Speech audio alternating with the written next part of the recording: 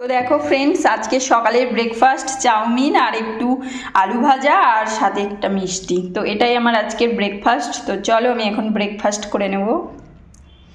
Hello everyone, back to my channel G lifestyle চ্যানেলে সকল ফ্রেন্ডসকে সুস্বাগতম। শুভ সকালবেলা চলে এসেছি সুন্দর একটা ব্লগ নিয়ে, আশা করি ভালো লাগবে।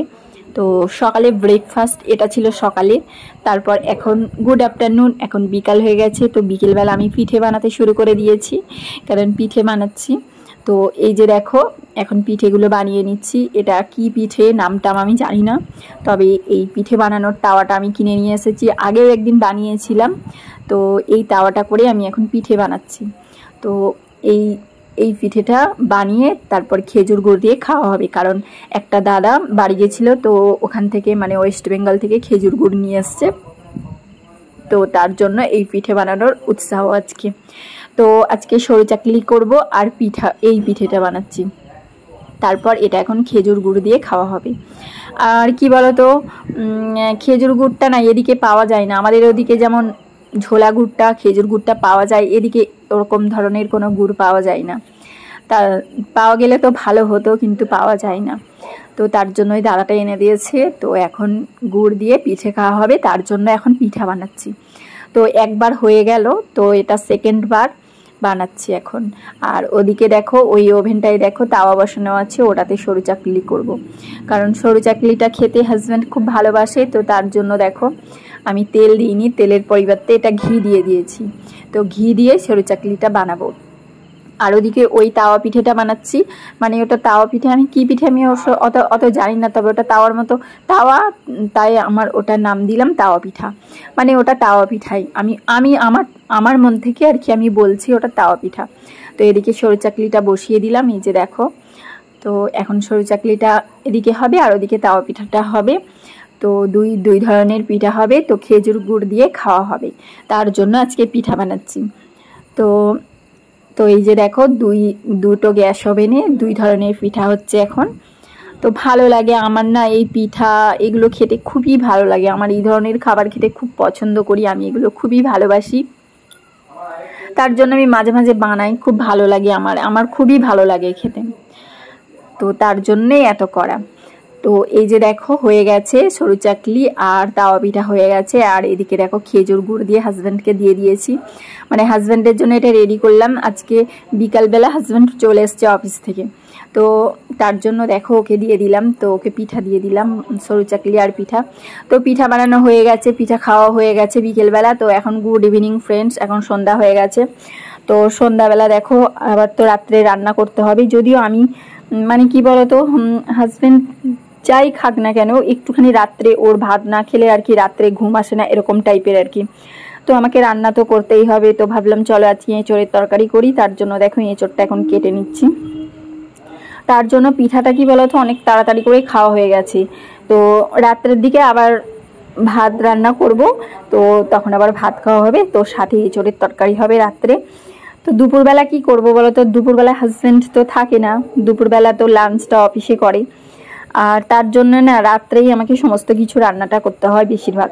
আর সকালবেলা এত তাড়াতাড়ি করি, এত কিছু রান্না করা সম্ভব হয় না, তার জন্য রাত্রেই রান্না করতে হয়। তো এখন দেখো এঁচোড়টা আমি কেটে নিচ্ছি। তো মানে এক পিস বানাবো, মানে 2 পিস করলাম, মানে অর্ধেকটা বানাবো, কারণ 2 জন মানুষের অর্ধেকটাই অনেকটা হয়ে যাবে।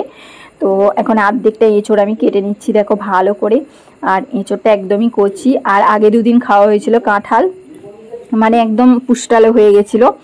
আর এটা একদমই কচি। তো চলো এটা এখন কেটে নিই, কারণ এঁচোড় কাটতে অনেকটা সময় লেগে যায়, অনেক সময় লেগে যায়। তারপরে আবার বটি ভালো নেই, তো আরও বেশি সময় লাগে। তো দেখো অনেকটাই দেরি হচ্ছে, কারণ বটিতে খুব একটা ধার নেই, তো অনেকটাই সময় লেগে যাচ্ছে। অনেকক্ষণ ধরেই আমি এঁচোড়টা বসে বসে কাটলাম।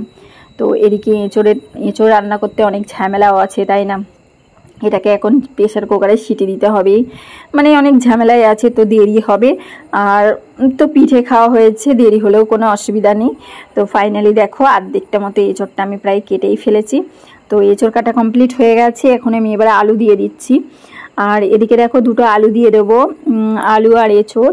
তো আলু দিয়ে এঁচড় দিয়ে তরকারি বানাবো, ভালো করেই বানাবো সবজিটা, ইচ্ছা আছে। আর কয়েকদিন ধরে তো মানে বড় বড় সাইজের খাওয়া হয়েছে, সেটা তো তোমাদের সাথে শেয়ার করেছি, ওটাও এক ধরনের টেস্ট, আর এই কচি এঁচড়টাও এক ধরনের টেস্ট, তাই না বলো?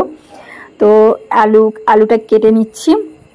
তো আলুটা কাটা হয়ে গেলেই আমি চলে যাব রান্নাঘরে, আরও অনেক কিছু কাটতে হবে, আদা রসুন পেঁয়াজ মশলাগুলো তো রেডি করতে হবে। তো চলো কাটা হয়ে যায়।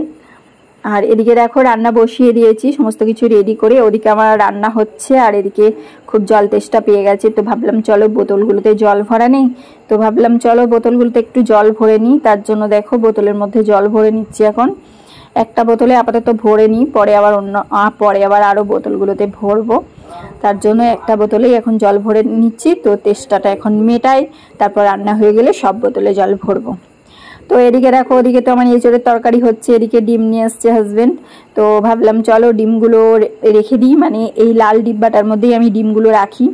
তো এখন এই লাল ডিব্বার মধ্যে ডিমগুলো রেখে দিচ্ছি, কারণ ডিমটা একটু বেশি খাওয়া হয়ে যায় আমাদের, যেহেতু ডিম রান্নাটা কি বলতো একটা ভাজা খাওয়া হয়ে যায়, এরকমভাবে আর কি হয়ে যায়।